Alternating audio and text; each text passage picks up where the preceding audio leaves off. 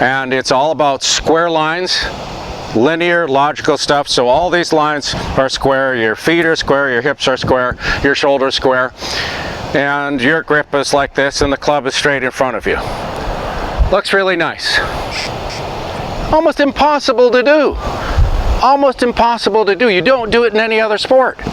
So I know every one of you, when you stand up over the ball and you try to do all those things, your athletic mind, your brain that played all those other sports is going, what in the hell do we do from here? How am I ever going to hit it right? How am I going to get this club up here, and then how am I going to get it back down here? And this is the footwork most of you use, or a lot of people do. What you're actually trying to do is get into a leveraged position, and so this arm comes to the side and you hang back. We do a lot of that, right? Does that look familiar to any of you folks? So a number of things can change for you if you start to play the game a little more athletically.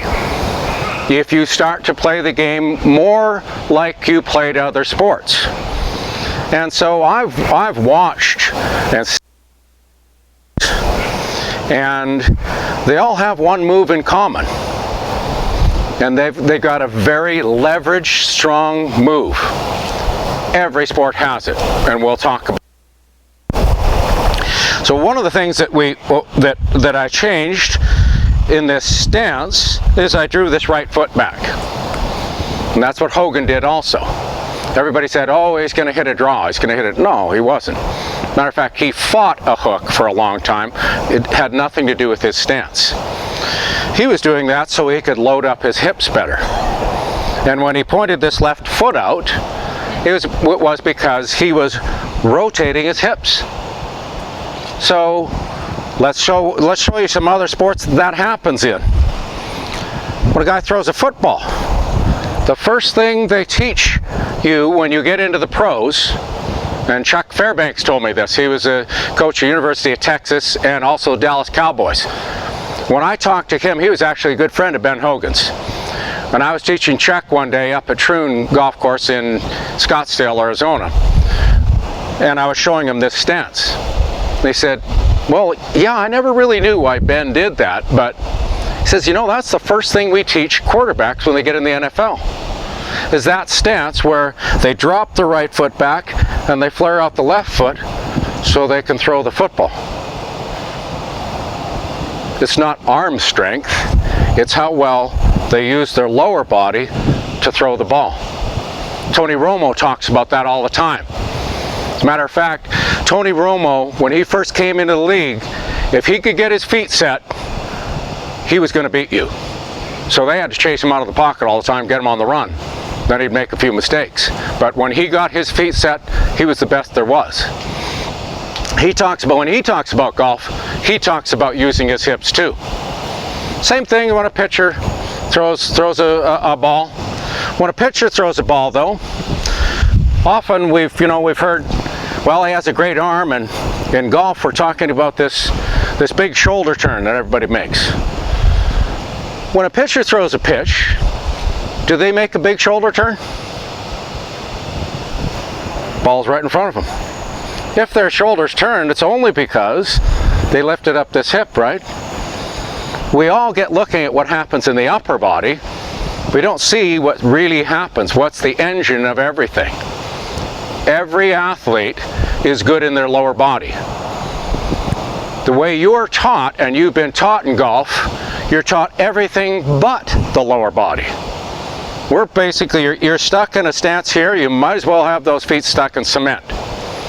As a matter of fact, Jim Flick, who ended up working a little bit with Nicklaus, and I don't think their swings really matched at all, or anything really matched, but when Jack went to practice at Desert Mountain before a major tournament on the senior tour, Jim Flick happened to be there. Happened to talk to him a little bit. Jim Flick actually teaches that what you do with the golf club is very similar to what you're being taught. And let's say this is the face of the golf club, that it opens up like this and then it closes. And really, how you're going to get that face to close is you're not going to move your hips. So when the hips stop moving, this face turns over. That's correcting a mistake with a mistake. You don't actually have to turn that open. What actually happens now, when somebody says to keep your right heel down, walk away as soon as you can. That has caused so many injuries. As a matter of fact, when Jim Flick left Desert Mountain, he had 10 guys that wanted to sue him because he had ruined their backs. What we do in every other sport is we release this hip, we actually fire off this right leg and use our power in our hips in every other sport. So in golf, when they tell you keep your feet down, then it turns over and you follow. Don't listen. That will hurt your back, and that's not a good way to play golf. Unfortunately, that was part of the logical, linear way they were teaching the game. There is no other sport that plays in logical, linear lines. They're all open to the target. There's only one target line, and I'll put that down there. There's only one square line on the golf course. That's a target line. So when I set up, you'll see that my feet are a little closed, but my hips are a little open. See that? So my hips will be, you'll say, well, closed stance, but when I get ready to take the club back, I've already preset that right hip. Gary Player used to do that. Vijay Singh does that. Henrik Stenson. You'll notice the guys who start with their lower body have a different sequence. So Gary Player used to go boom, then take it back. All of you, almost every amateur I see, starts here, first move back is their arms. Because you're told, oh, make a big shoulder turn. Did I look like I was making a big shoulder turn here when I hit shots? No, baseball player doesn't either, right? Baseball player is loaded right here. Bat's here, it's right in front of him. It's like he's going to throw a ball, right? Obviously not loading his upper body, right? If I loaded my shoulders, and I'm going to hit at the pitcher, if I loaded my shoulders, I'd be here. That pitcher couldn't wait to bean me. So when I'm here, my shoulders aren't loaded. Here's what all baseball players are. The most they do is this. That's barely turned, right? What do they do to get loaded? Sadaharu Oh, the Japanese player, was the first guy to really do it. Now almost everybody in Major League Baseball does that. What they do is they lift this leg up, step so they can fire, right? That look like a powerful position at impact? Right. Every sport uses that. Every sport. Baseball. There it is. At impact. Boom. Every guy you see at impact who's hitting a home run, as a matter of fact, their grip is like this. This hand's under, that hand's right up on top, facing straight up. Where do they hit the ball? Out in front of them, right? Right? So they don't do this. And I've put this tape on this bat to show you that. Remember, all you guys growing up, they always said label up, right? Label up. So there's label up for me. When I take it back, I shouldn't see any red. Right? So I take it back, I look there, labels up. Labels up. Right? So that means there's no rotation of the baseball bat, right? In golf, it's the same way, although they've taught you differently. In golf, if you take it back the exact same way, that face didn't rotate at all.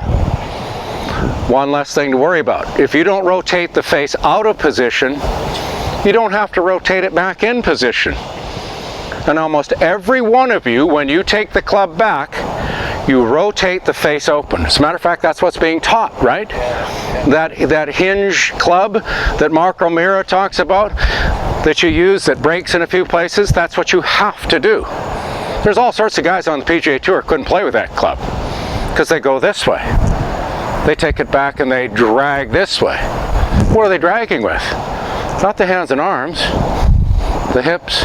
Payne Stewart used to take like that. A lot of the older players, when they started this way, they actually went that, like that. So they called it take it back low and long, right? But what they were doing was they were actually shifting their weight first. When they tell you to have your weight 50-50, again, you don't do that in any other sport. If you're going to throw something or you're going to hit something, there's always this motion of back and forth, isn't there? There's momentum. So when you see me set up over a golf ball, you'll see I have much more weight on my front foot. So the first thing I'm going to do is shift a little weight off the ball. Well, that's exactly what I do when I throw a football or throw a baseball. The first thing I do is I set this foot and I start this motion, right? Because I'm loading my hips. And if you don't load your hips, you run into a couple problems. The first problem is the face opens up and now you've got it out of position. Now I've asked couples in Sutton and Faxon when I was working with them, if you knew where the face of the club was, how hard could you swing the club? Every one of them said, well, as hard as I want. So good. Obviously the next question is, so why don't you know? Now look, you start kind of looking back. Well, I don't know. Why would I? So if we knew where it was and we didn't get it out of position, I guess we could swing it as hard as we wanted then, couldn't we? Yes. That's one of the first things you'll have to cure in your own swings. But you already know it. You already do it in baseball. We just showed you with the bat not, with the label up. Let's show you how you do it in tennis. In tennis, it's actually exactly the same move. They might even actually turn it under. So there, this way, and there, right? So what did we do the same way? The footwork is exactly the same, wasn't it? Now, in golf, we've got to get the face square. And so you're taught, okay, let's make sure we know where that is. Okay, we have to get it back here and make sure it's square while it's going like that. Phil Mickelson, when he gets his hands up right about here, his next move is that. You have to have perfect timing to do that. And that's why he's either fantastic or he stinks. And no matter how much he works with Butch Harmon, I don't care who you are. If you get a little bit nervous and you have to hit that exact spot, that face is turning over so quick that it's only square for the minutest amount of time. So your timing, your balance, everything has to be perfect. And what happens in golf is we get anxious. And when we get anxious, we lose that perfect balance. Our center goes up, right? Every one of you, when you get anxious, you go like this. You're uptight. Calm down. No, I'm uptight. Well, calm down. Oh, take a breath. That's where the beer helps. Yes, for many people, that's right. That's exactly right. But there's that fine edge with that beer. I'm not sure. It's right in between the second and the third that you're genius. Yeah. And then the genius starts to fall away. Yeah. That's right. So what we do in other sports is we also actually hit the ball when it's in front of us. Right? In golf, for the most part, a lot of you people have it, I see you have it way back in the middle of your stance with the driver. So if you do that, how is it that you're going to get that club back to square? So you put it in the middle of your stance and you open the club face up, and if you do what you want to do in every other sport, that face is wide open right here. Hands are so far ahead, it's going to go right every time. So what a lot of you do is you get up like this and do that. Right? You've forced yourself into that move. Now, if we hit a baseball when it was behind us, or gotten past that front portion, where does it go? Foul ball right field, right? If it's too far ahead, foul ball left field. So what we're doing in baseball, and what all of you have learned who played baseball, is to get that bat square. And I've seen so many people, when they throw up a ball and hit it out, fungos, hit fly balls out in the center field, guys hit it so good. They hit it just perfectly. How'd you guys figure that out? How did you figure it out? How'd you get that thing so square? I mean, where's the meter on it? It says when it's square and when it's not. How did you learn that? Let's talk about another thing. When you threw that ball up, how fast was that ball coming down? Golf would say, well, it's coming down at 38.5 miles an hour, and so if you initiate your move when the ball is just starting to change direction, then and we would left brain it to death, you'd never hit the ball. You'd never hit the ball. As a matter of fact, you learned it a different way. You went into your athletic mind. Golf is being taught in this mechanical left brain kind of a way. Very logical, linear part of the mind. All these little details that you have to look at. They thought when they got high-speed cameras, oh boy, now we'll have the secret of the swing. Because we'll be able to see what every good player does at every little bit in his swing. And so Jim McLean came up with the simple 8-step swing. I said, are you kidding me? Are you kidding me? I can't think of more than one. No good player has more than one thought in his head at any time. So what are they doing? Well, that was one of the studies that I had to make to really understand, how do we actually play the game? We play the game in this athletic mind. I found out that there's two sides of the brain, and that can get very complicated, so I'll make it very easy. This linear logical mind, mechanical mind, all the rules follow, since get all this square and everything. That part of the mind, you're either in one side of the brain or the other. Okay, so, but that left part of the brain, that linear logical one that wants to make you be mechanical, it can handle 20 neural impulses a second. That's its capacity. Pretty good. 20 neural impulses a second. Well, I can have 20 thoughts. They might not turn out real good.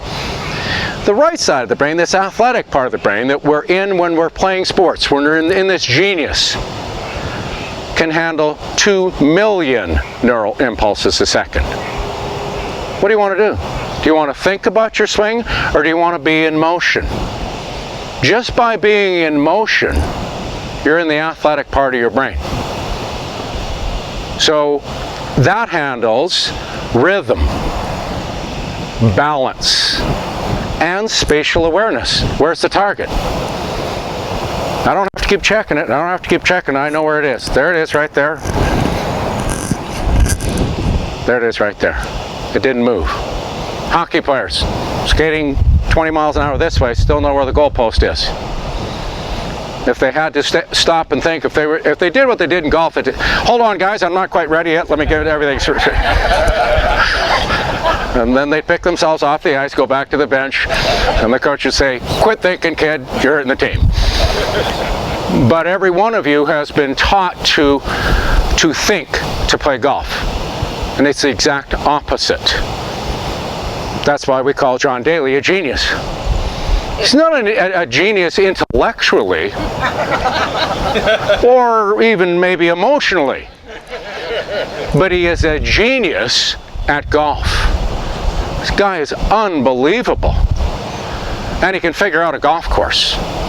And he can hit any shot he wants. And it's simple for him. Absolutely simple for him. He's a genius that way. He's a genius athletically. All sorts of different types of genius, right?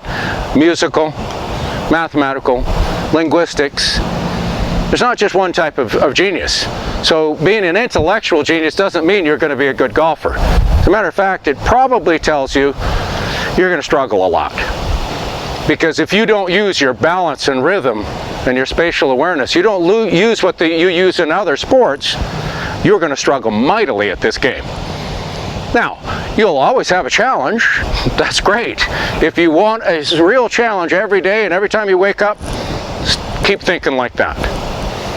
If you want to play golf like the best players in the world do, then you start to do what other people do in other sports. They move the weight in their feet. So when you notice that when I'm moving around here and when I'm swinging a golf club, I'm very relaxed, because I know that this motion has made me a lot of money. It's made a lot of players a lot of money.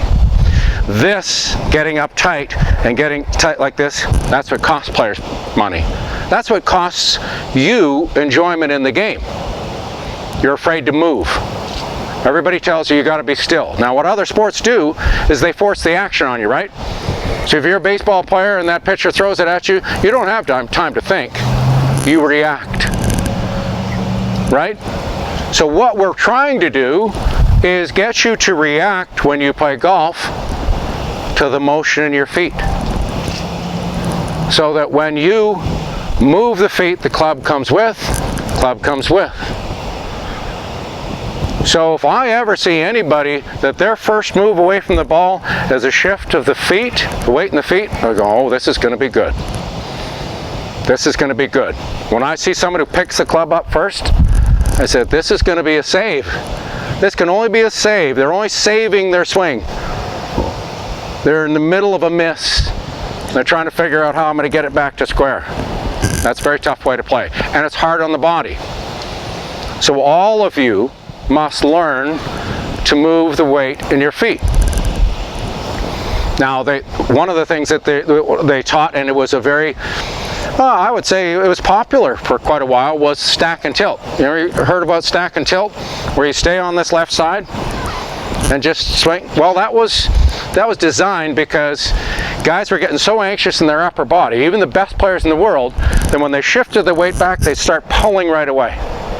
That's what a lot of you do. When you make a backswing, you start pulling right away before you've gotten back to this left side. So what we're doing in golf is we're creating a post here, and that's the left leg, that we turn around. So we have if you have that specific spot that you can turn around, then all we're doing is dragging the club, right? We're dragging it through there. That face isn't rotating, is it? It's like a door. So, very similar to tennis, where that face gets dragged through, right? I didn't do this. I didn't open it up, do this. As a matter of fact, tennis players are actually go the other way so they can put some spin on it. So, we have the same move in tennis. And what are the other fundamentals? Well, let's talk about the fundamentals in golf then. There's only 3. What do you think they are? Stance? Okay, that's what they say. All the fundamentals are. They're not. I'll just prove it to you. Jeff Sluman has a grip like this, very weak. Paul Azinger had a grip like this. John Daly has a grip like this. Freddie Couples has a grip like this. Lee Trevino has one like this. So the grip doesn't matter, as long as the hands oppose each other. Stance, open, square. Bubba Watson's got it wide open. Lee Trevino had it wide open. Ben Hogan had it closed. Olin Brown's got it closed. Not a fundamental. Posture. We go here, we go here. Fuzzy Zeller's like this. We got guys that are like this.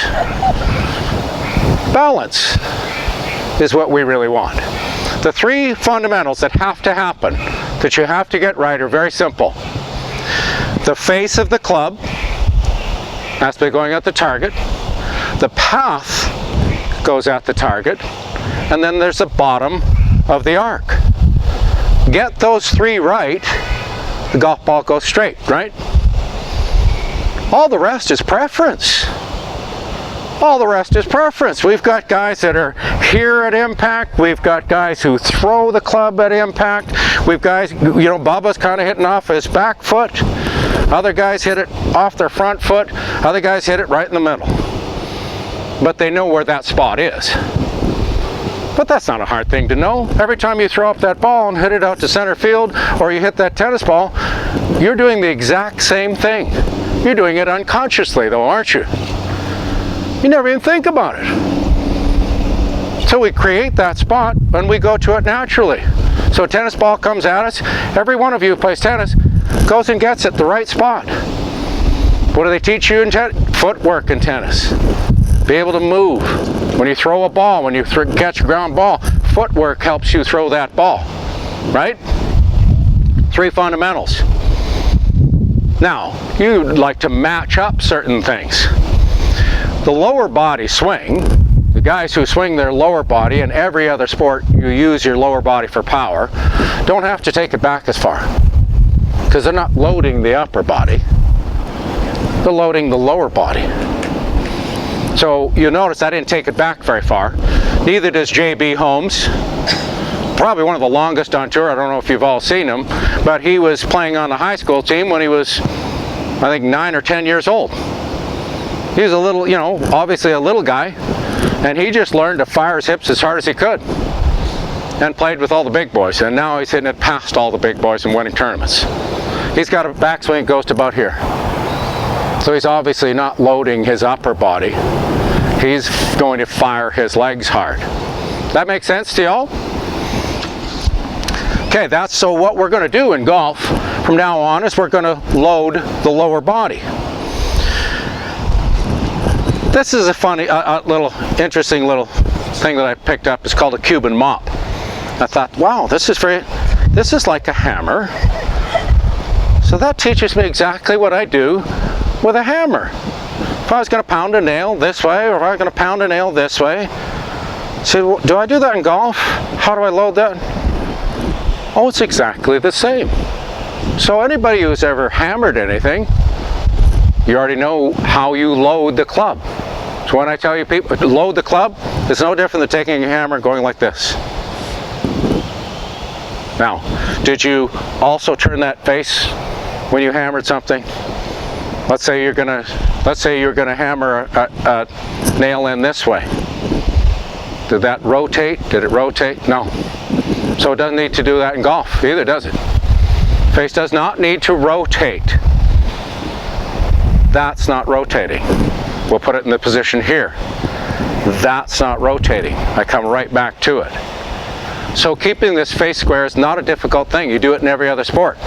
I'll show you another thing that you do in others, in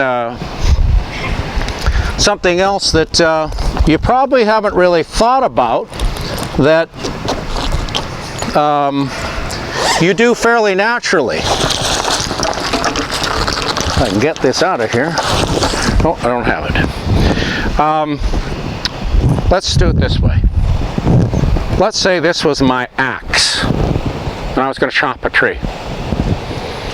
Did any of you guys kind of turn the face and have it miss sometimes?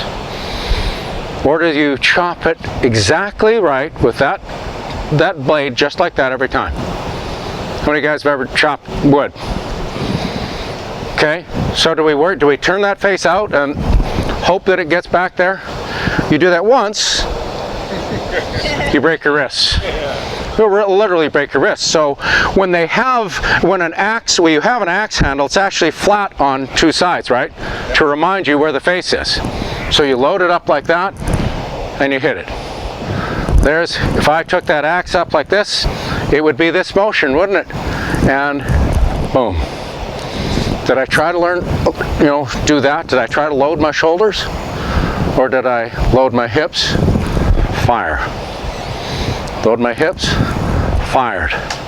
So if you want to think about that, that will keep the club face square. Make sense? I see that going around your mind. Does that make sense to you? So we don't turn the face. So if we knew where the face was, how hard could we swing it? hard as you want. Again, all we're really trying to get right at that point is, where is our weight? Is our weight, where our weight ends up being, will be at impact. If I've got my weight here, that's the bottom of my swing, right? So the bottom of this arc will be here. If I have my weight back here, bottom of my arc will be here. Now, I know a lot of you like to dance. You know where your center is. You know where you're moving it to. That's all golf is. It's a little dance. Julius Boris used to say it. How many of you guys remember Julius Boris? Fantastic rhythm, huh? He just said golf is nothing but a dance. And he'd move this way. He was so languid and slow. Yet, I think he won the PGA when he was 48 years old. This was 40 years ago. He was not hurting himself. But could he find the bottom? Of course. We know where the bottom is all the time if we're paying attention to our feet. But you're not when you play golf. You're paying attention to the hands and this face that seems to always get out of position. I swear it's not put on tight because it keeps moving. I just swear it must be wrong. So what we're really trying to do is get in rhythm, and we're getting in balance, okay? So those are some real things that you need to pay attention to when you play. One more thing I wanted to point out to you. Wayne Player designed a golf swing, and he designed a tee that was that tall because he wanted to make a baseball swing basically and play golf. And so he got this thing up there, and he could swing it as hard as he wanted to swing it. And he was playing on the South African Tour, and he was winning tournaments. You know what they did? They banned that tee. They said, that's not fair. You made the game too easy. So they said, now you can only have a 4-inch tee. All he was doing was making a baseball swing. So now he didn't have to bend over. He could stand up straight. He could load up. He could swing it as hard as he wanted to do. Now, when it had to be down here, they knocked it down here. All of a sudden, he lost it. He couldn't drive it well anymore. This bending over to reach the ground when you have tension in your body puts you out of sequence. So what you have to do in golf, if you want to make that baseball swing, is you drop into your lower body, you relax your hands and arms, they just fall naturally. And the first move now comes from your lower body. If you go in like this, you're going to have a tough time like Wayne Player did. You can relax your hands and arms, and that's why you'll see some guys tap it like this. They get into the lower body, and they can fire away. Hey Jeff? Yes? Personal preference that you hover the club? Yeah, I like to hover the club because that's one of the first things that I get, I'm presetting. Nicholas did the same thing. Yeah, because he wanted, the real only move you're really making with your hands is this. So if you went like this, turned like this, and made a swing like that, you'd also hit it great. But mixing the two moves seems to be really hard for a lot of people. But what's that? What does hover the club? It means it comes off the ground. Okay? Does that also relax your shoulders? Yeah, give me 5. Give me 5 more. Yeah. What's to say that again? Does that also help relax your shoulders by not grounding your club and making your body get still? Well, not so much. It really just kind of sets me into, I know that I don't want to be here. Sure. And I don't want to do that. And I see that a common mistake with ladies is that you don't load the club. So the first thing that you want to learn to do is load the club. And that's the same thing as that hammer. One-handed on that hammer. We just push down with the heel of one hand, pull up with the other. Right? Okay, so that's fairly simple. Any other questions? You want to know some guys that actually use this swing? Besides Trevino, Nicholas, Bubba Watson, John Daly, Freddie Couples, they all use these fundamentals. The fundamentals of where's the power coming from. Trevino, it was very interesting. Trevino was on a little panel with Arnold Palmer and Nicklaus and Gary Player. And we all talked about Arnold Palmer's perfect grip. Arnold had a perfect grip. Boy, that's what made him so great. Then Lee said, of course I didn't play that way. I had a grip like this. It was a baseball grip, basically, but with an overlap. He went like this. He says, I just pushed the ball down the fairway. In that same conversation, Jack Nicklaus said, Lee Trevino and Ben Hogan are the two best ball strikers he's ever seen in his life. One gripped it like this, the other gripped it like this. Every other sport grips it like this. If we're going to drag it through, we might as well have it in a strong position. That strong position is leveraged, right? We'd like to get leveraged, this elbow against this side, this against this side. Right? So we've talked about a lot of different things today, and really it is about understanding what you've done in other sports and how you can use it in golf. You can. It's an easy thing to do. Change your mind, you change your body. Does that make sense?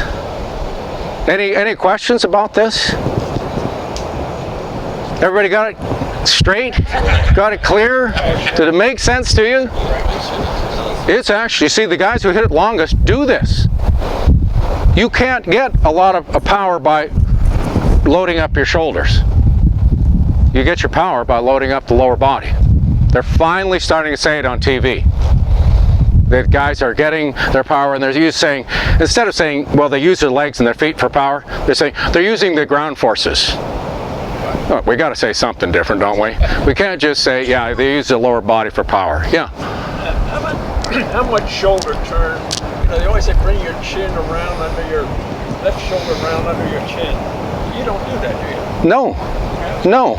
JB Holmes doesn't either. You're not loading your upper body. Right. Okay. Now it only gets loaded because it's momentum. Okay, the club swings back, and because my hands and arms are passive, and the change of direction makes me just load a touch more, but it's no more than how much did I load my upper body when I threw a ball. We're not. We're loading the lower body. Right? So Nicklaus, that's why Nicklaus took that heel off the ground. That's why Bubba Watson does it. They take it off the ground because they're going to fire away. Right? Okay. Any other questions? Yes, over here. I've always heard that distance is in relation to the speed of the club. Okay? Say that again? The distance that you strike a ball is in how fast the club comes through. That's right.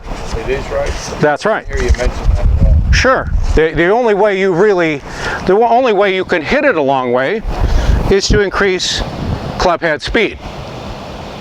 So, how do you rotate faster? Do you rotate, is this faster or is that faster? Right. So let's just, one more story about a boxer. Does a boxer hit you with this, or does he hit you with this? Donnie Lalonde, the best right hand in boxing, Canadian boxer, couldn't lift his left arm above his shoulder, so he had to have a great right arm. We talked about what he did. He said, it's all right here. Every sport's power comes from the biggest muscles in the body. Biggest muscles, biggest bones, biggest tendons. They take the biggest load. That makes sense. Most of you are turning it upside down. You're trying to put all the load in your hands and arms. Impossible to get right. Impossible to get right. Any other questions? They're actually not new ideas. This is actually what you've done in every other sport. It's what your body wants to do. Remember that. Every genius in every other sport already found this out. We're just giving you permission to use it in golf. By the way, you don't hurt yourself when you do it either, because you stay balanced, you don't twist your back goes with your hips. Question? Oh, that neat. I take a nice easy practice swing and I get over the ball and Yes. Yes. I take now, a nice practice swing, I get over the ball and then I fall. and that is a common thing. Did everybody hear that? Yeah. Yeah, that beautiful practice swing, I see it so many times. It's just that is a perfect example of athletic. I'm athletic. I might miss it. Exactly what I did. That you jump in fear and anxiety. So all of us on tour have to figure out how to get over that little hump. And it's really what I did is when I was making those practice swings, I took real good note of where's my balance? What am I feeling there? So you're feeling a rhythm. You see, you're actually unconscious, and that's those practice swings. We're all unconscious. God, it feels so good. And your opponent goes, so you're breathing in or you're breathing out when you make your backswing? Make you think. Yeah. Well, so what you actually do is you take this beautiful motion that you're making while you're relaxed, and you say, what do my feet feel like? Okay, I'm just going to do the same thing. I'm going to start that out relaxed, and I'm going to take my time, and there's a rhythm to it. Vijay Singh uses a 3 count. So anything with you'll use a number. 17. Johnny Miller, because he's Johnny Miller, uses his own name. Johnny Miller. Johnny likes himself. Yeah. So, if you like yourself, say your own name, as long as that matches up. But that's, yeah, I know Johnny. He's a good guy, great player, but you know, he has one way of thinking. Jim, hit one more ball for us so we can really see what you were doing. Okay, one more ball here. Now again, we'll notice that when I swing it, I'm gonna tell you now what to look for just a little bit more. What I've noticed is that if I'm on both hips, I'm kind of in between. So I want to set this post on my left side. Just like if I was going to hit a ball, I'm going to make sure I stepped onto it and fire. And this looks like it's dragging, but it's firing. This right hip is firing, right? So what I've found is I'm going to put the ball a little more forward. I'm going to stand on this left leg a little bit more to start out with, because I want my first move back to be a shift of the weight, because everything flows from there. Okay? So let's get on that left hip and actually sitting down on it a little bit. Shift off it. And remember to smile when you hit shots like that, because it doesn't get much better than that. Yes, sure. Thank you. You made my clubs work. Yeah, oh, good. I mean, when I was taught how to play golf, say get in the most uncomfortable position. Right. That's what they used to say. It has to feel uncomfortable. Last workshop you did, I went out and I think you said something about 6 strokes off. That was me. And that was just after watching you for an hour. Yeah. I implore all of you, why don't at least give this a shot? It would be amazing. Yeah, we're really helping save your back, shoulders, elbows, wrists, because when you've been told to turn your shoulders a long way, forget it. Forget it. It's exactly when you twist, that puts all the pressure on those discs in the lower back. You don't do that in any other sport, remember? In every other sport, you turn the hips. The shoulders go with the hips. Jack Nicklaus, all his shoulders always went with his hips. And it's like I say, only the change of direction that allowed his shoulders to kind of lag behind a little bit. No more tension or stress than a pitcher has. A pitcher doesn't load up his upper body. I never did. I was always a kid who could throw it the farthest, loaded up the lower body. So allow yourself to move your weight and your feet. It will give you the rhythm. It will give you the power. And it's hidden. It's the hidden determinator. that makes you hit it farther. So when you say I've got a bad back, good, then you better use your hips. Don't use your back more, use your hips. Use that rotation. So a lot of you guys, if you're not quite getting this, pretend that, throw that ball up and make that swing. See what you do. It'll be totally unconscious. You already know this swing. You've just been taught away from it. Make sense? Great, great. Thanks for all coming out. Thank you. Okay. Everybody want to play, go play.